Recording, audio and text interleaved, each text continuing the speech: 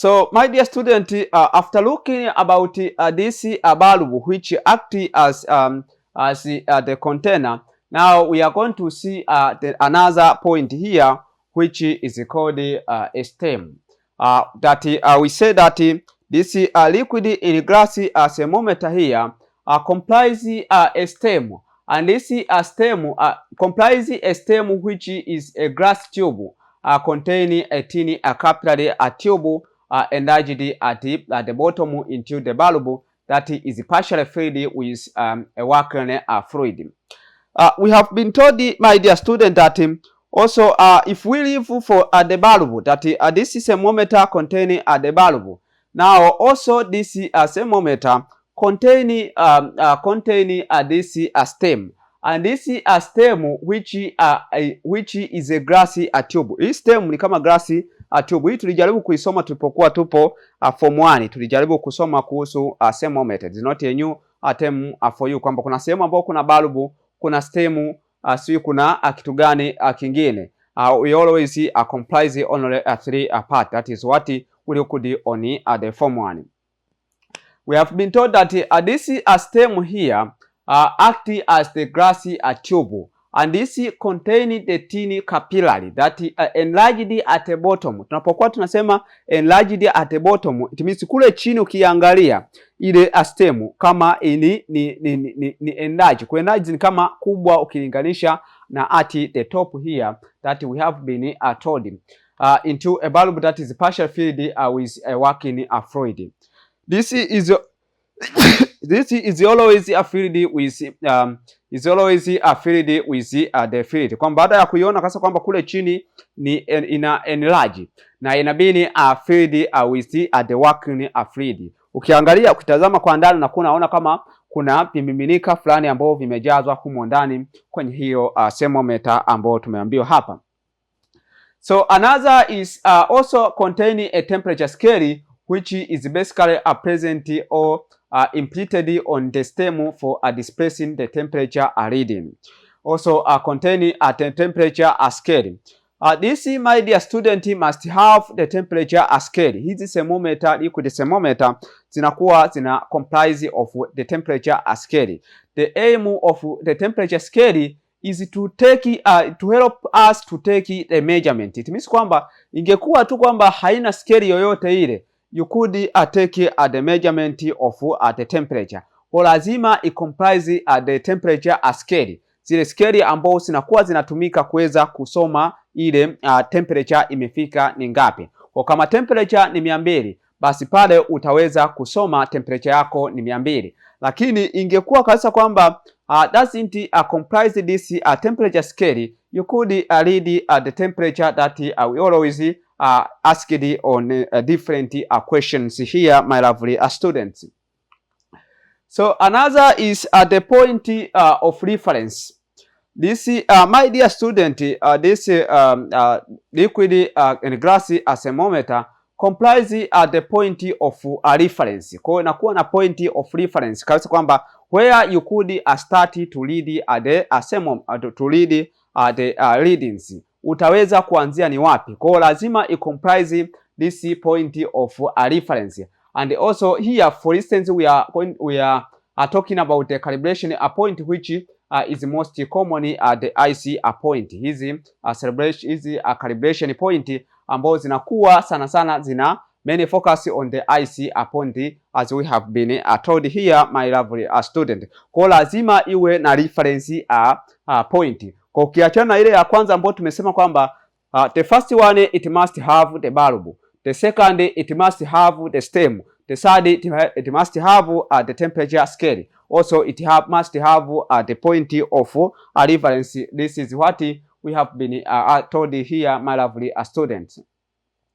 So that a working liquid which is generally either mercury or alcohol, kwamba also it comprises a working liquid. Ko inside of this glass thermometer, it must have the working liquid, and this liquid here can be either the alcohol or can be either the mercury. That is what we have been asked. Kwa kuna thermometer tofauti tofauti. Kuna thermometer ambao zimetengenezwa alafu zikawekewa liquid ambao ni alcohol, na pia kuna zingine ambao zimebini established and been introduced by those alcohol. That is what we have been told here, my lovely student, as we seen.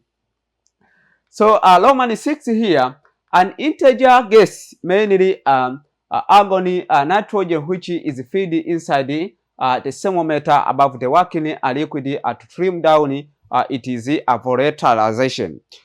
Also, my dear student, we have been told that inside of this glass thermometer, we have the inert gas, and this inert gas, we are talking about the argon and also the nitrogen.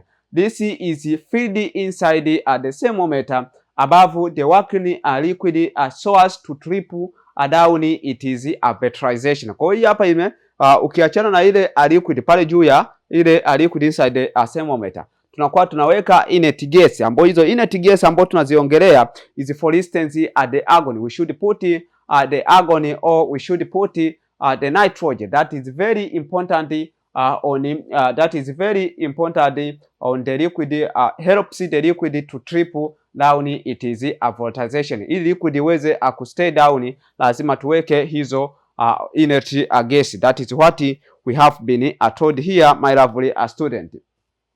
So as we see our figure number 7.3 here, that try to explain about the liquid in glass thermometer. Kwa diagram yake ni hii ambayo inajaribu kuelezea ile liquid in the glass thermometer, as we observe here, my lovely students. That we have the bulb, we have the lead, and also we have the alcohol or mercury. We have the ice point out, tunaita ni reference point. Also we have the glass tube with inert, and finally we have the boiling or steam point. Through this figure here, my dear student, by using this figure, you could mention all you could mention the parts that must be contained during establishing this liquid in glass thermometer. We have been told that the first, as we tried to elaborate, it should have the bulb, and after looking for the bulb, we say that it should contain the stem. This is the stem here. It could involve the stem. Also, after looking about the stem, we have said that it must have the temperature scale. We should have the temperature scale that could give us the readings. Also, we could have this. We could have the reference point, and finally those others that we have been told. Each of these parts here, my lovely student, have their own function. Kwa hizi ndo 6.6 ambazo tunataka tuweze kuzifuata tunapokuwa tuna demonstrate hizi liquid in glass thermometer. Lazima tuweze kuzifahamu vizuri.